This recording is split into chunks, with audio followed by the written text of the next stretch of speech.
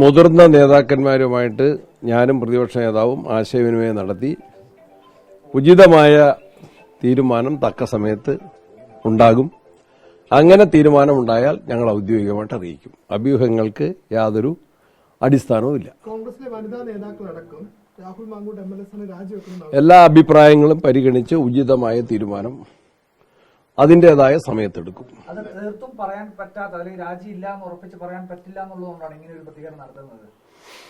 ആലോചിച്ച് ഉചിതമായ തീരുമാനം തക്ക സമയത്ത് അറിയിക്കും. ഈ മുതിർന്ന നേതാക്കളുടെ ഭാഗത്തു നിന്നൊക്കെ വരുന്ന ആവശ്യം തന്നെയാണ് ഈ രാജ്യം. എല്ലാ നേതാക്കന്മാരുമായിട്ട് അവരുടെ അഭിപ്രായങ്ങൾ പരിശോധിച്ച് പരിഗണിച്ച് ഉചിതമായ തീരുമാനം. യൂത്ത് കോൺഗ്രസ് അധ്യക്ഷ സ്ഥാനത്ത് നിന്ന് മാറിയിട്ട് ഇത്രയും ദിവസമായി, ഇനി ഒരു ജനപ്രതിനിധി നിലയിൽ നിന്ന് മാറണമെന്ന് താങ്കളുടെ പാർട്ടി നടക്കാനുള്ള ആവശ്യമായിരുന്നു. പ്രത്യേകിച്ച് ഇന്ന് MLA എല്ലാ നേതാക്കളൊക്കെ പരസ്യമായി പറയുന്നു.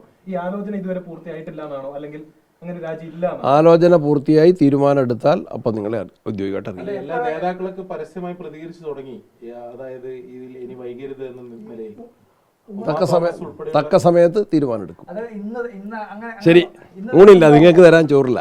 ശരി, അങ്ങയുടെ വ്യക്തിപരമായ അഭിപ്രായം എന്താ? നമുക്ക് ഒറ്റയ്ക്ക് പറയാം.